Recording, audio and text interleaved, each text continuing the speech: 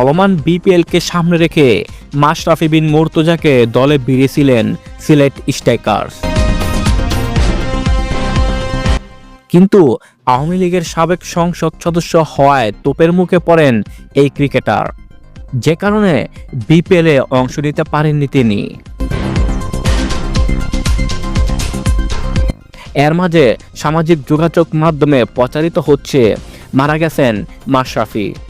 Viral হওয়া একটি photo কার্ডে দাবি করা হয় দুবাইতে মাশরাফির গাড়ি দুর্ঘটনায় মারা গেছেন।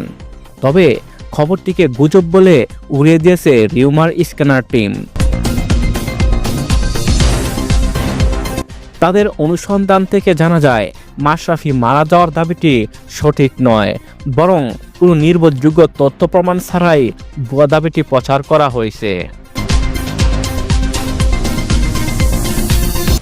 রিউমার স্ক্যানারের অনুসন্ধানে দেশীয় ও আন্তর্জাতিক কোনো সংবাদ মাধ্যম কিংবা সংশ্লিষ্ট নির্ভরযোগ্য কোনো সূত্রে মাশরাফির দুবাইয়ের অবস্থান বা তার মৃত্যুর দাবি সংক্রান্ত কোনো তথ্য পায়নি। মূলত গত 5 আগস্ট শেখ হাসিনা সরকারের পতনের পর জনসম্মুখে দেখা যায়নি সাবেক সংসদ সদস্য ও জাতীয় দলের সাবেক এই অধিনায়ককে।